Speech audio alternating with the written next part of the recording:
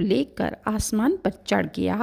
جب فرشتہ حضرت ادریس علیہ السلام کو اپنے پروں میں چھپا کر چوتھے آسمان تک پہنچا تو وہاں ملک الموت اسرائیل علیہ السلام کے فرشتے سے ملاقات ہوئی۔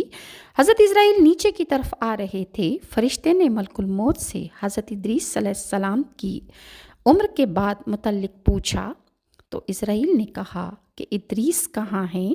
فرشتے نے کہا کہ میری پشت پر ہیں۔ ملک الموت نے کہا کہ تعجب ہے، مجھے اللہ نے اس لیے بھیجا تھا تاکہ میں چوتھے آسمان پر ادریس کی روح قبض کروں، اور میں سوچ رہا تھا کہ میں ان کی روح چوتھے آسمان پر کیسے قبض کروں، جبکہ حضرت ادریس علیہ السلام تو اس وقت زمین پر موجود ہیں۔ پھر اس نے وہاں ادریس علیہ السلام کی روح قبض کی، اور اسی کے متعلق اللہ تعالیٰ نے ارشاد فرمایا اور ہم نے اس کو بلند مقام پر اٹھا لیا۔ اسی طرح ابن ابی حاتم نے اس آیت کی تفسیر میں حدیث بیان کی ہے، اور ادریس علیہ السلام نے فرشتے سے کہا کہ ملک الموت سے پوچھو کہ میری عمر کتنی باقی رہ گئی ہے، تو ملک الموت اس کے پاس ہی موجود تھا۔ اس نے پوچھا کہ اس ادریس کی عمر ابھی کتنی باقی ہے؟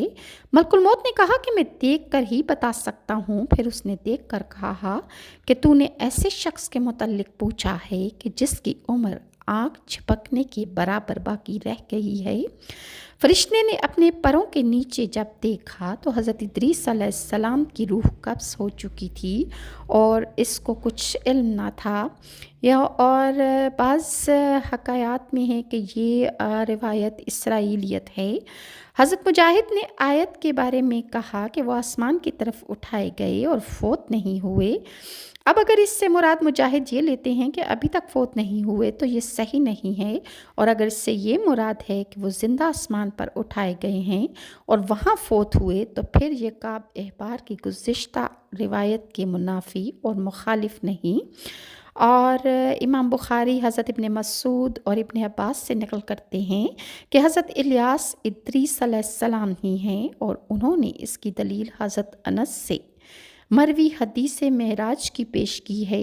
اس میں یہ ہے کہ جب نبی کریم صلی اللہ علیہ وسلم ادریس علیہ السلام کے پاس سے گزرے تو انہوں نے فرمایا تھا کہ نیک بھائی اور صالح نبی کے لیے مرحبا، اور حضرت آدم اور ابراہیم علیہ السلام کی طرح یہ نہیں کہا کہ نیک بیٹے اور صالح نبی کے لیے مرحبا۔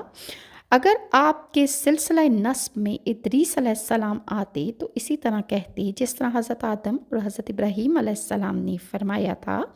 اور مزید انشاءاللہ میں آپ کے ساتھ نیکسٹ